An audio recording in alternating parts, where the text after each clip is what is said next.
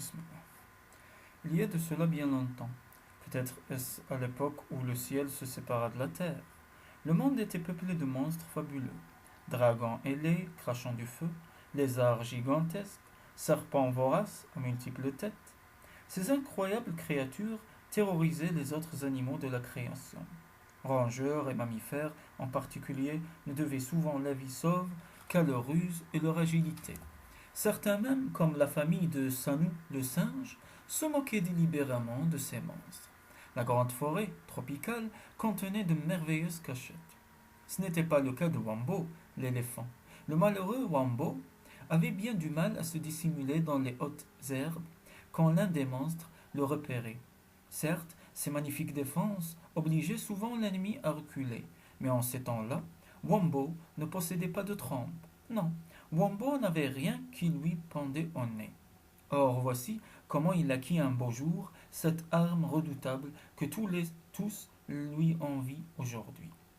On était en saison sèche, l'eau manquait, le gibier se faisait rare, les monstrueuses créatures en étaient venues à se dévorer entre elles. Par une chaude soirée, devant le marigot à sec, une lutte mortelle opposa un gigantesque serpent à un dragon. La rumeur du combat retentit jusqu'au cœur de la grande forêt. 3 jours et 3 nuits, avec une violence inouïe, les deux colosses s'affrontèrent. À la fin du troisième jour, le dragon dont le corps n'était qu'une bouche, une caverne, devrait-on dire, pourvue de milliers de dents, trancha le corps de son adversaire en plusieurs morceaux qu'il dévora férocement. Après quoi, il s'en retourna dans sa grotte pour y crever lui-même des blessures empoisonnées reçues dans la bataille. Mais il avait oublié en partant un morceau du serpent monstrueux, le plus petit morceau, l'extrémité de la queue, longue de 2 ou 3 mètres, grisâtre comme une vieille branche, et dont le bout coupé avait l'apparence d'un bourrelet de chair rose. Et ce morceau de chair se tortillait dans l'herbe comme s'il cherchait autour de lui les restes du corps auquel il était rattaché l'instant d'avant. Un spectacle aussi triste que ridicule, et qui faisait bien rire Sanu le singe sur sa branche de baobab. Ce fut alors que Wambo survint. Depuis des heures, il paissait les hautes herbes, lorgnant avec envie celles si tendres et si fraîches qui poussaient au ras du sol, mais qu'il ne pouvait atteindre car il était trop grand. Et soudain, à l'instant où l'une de ses pattes s'apprêtait à écraser le bout de serpent qui gigotait dans l'herbe, celui-ci se détendit brusquement et le côté coupé vint se coller sur le nez de Wambo. Surpris, l'éléphant recula, croyant une attaque, puis il se secoua, ses dents de ses énormes oreilles, frottant cette chose contre des pousses de bambou pour s'en débarrasser. Rien n'y fit. La queue s'accrochait avec force et ne semblait guère prête à se laisser tomber. Et au grand effarement de Wambo, elle parla. Oui, elle se mit à parler. Oh Wambo, gémit-elle, je ne te veux aucun mal, c'est vrai. Je ne suis qu'une queue, un tout petit bout de queue misérable et perdu. Le dragon-tête m'a vaincu, il m'a dévoré. Vois ce qu'il reste. Oh, que je voudrais encore vivre. Wambo respira plus à l'aise. De toute façon, cette créature méritait une certaine admiration. Oui, tu as combattu le dragon-tête. Tu es bien courageuse. Mais à présent, tu me gênes, moi. Va-t'en, veux-tu? La queue gigotait de plus belle au bout du nez de Wambo. Écoute, écoute-moi, grand Wambo, suppliait-elle en se tortillant de désespoir. J'ai une idée merveilleuse, vraiment. Tu n'es pas encore habitué à moi, mais je peux t'aider de 1000 façons. Et pas question, tu me gênes. Voyons, allons, décroche-toi, sinon c'est le tronc de ce baobab qui s'en chargera. Non, non, écoute-moi, je serai ta servante. Servante? Servante? Et comment t'y prendras-tu, pauvre chose?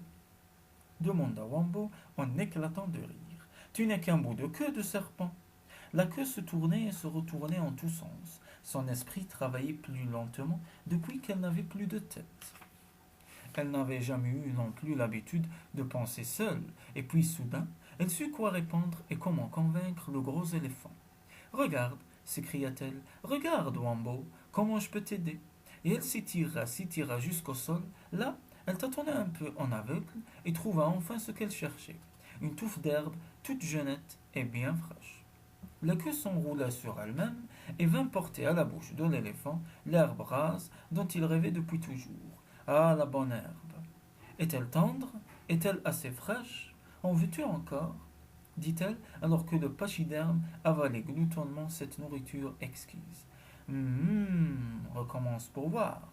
La queue se déroula de nouveau, une fois, deux fois, trois fois, jusqu'à ce que Wambo, rassasié et béat, perçoive enfin cette torpeur infiniment agréable qui précédait ses longues digestions. Et soudain, son estomac se creusa de nouveau. Les petits yeux de Wambo venaient de se poser sur un manguier. Oh, ces manguiers dont les fruits dorés et juteux le narguaient au milieu des larges feuilles protectrices, comme il en rêvait. Et peut-être peux-tu aussi m'aider à attraper ces gros fruits jaunes là-bas, fit-il presque gêné d'avouer ainsi son insatiable gourmandise. Tu n'as qu'à m'y conduire, oh mon maître. Wombo trottina vers l'arbre, et la queue du serpent géant se dressa en l'air. Je suis aveugle, maître, aide-moi. Celui-là, oui, plus adroit, et l'autre à côté, susurrait l'éléphant qui n'avait rien mangé d'aussi délectable dans sa vie. Et ainsi dirigé, la queue s'enroulait autour du fruit indiqué, le tirait en prenant soin de ne pas l'écraser et le portait à la bouche de Wombo. Celui-ci rêvait qu'il n'aurait plus jamais peur de vieillir. Sa queue, mais au fait, l'appellerait-il sa queue? Le soignerait, le nourrirait? À la fin du jour, Wombo et la queue du serpent étaient devenus les meilleurs amis du monde, et leur alliance dure encore. Pourtant, un jour, Wombo faillit bien perdre sa trempe. Un formidable coup de patte d'Aaron, le lion, trancha net l'extrémité de la queue.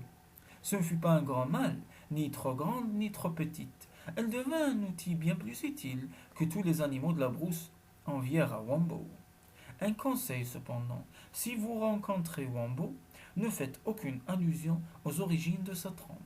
Ne vous amusez pas à lui dire que ce qui lui pend au nez n'est qu'une vulgaire queue de serpent.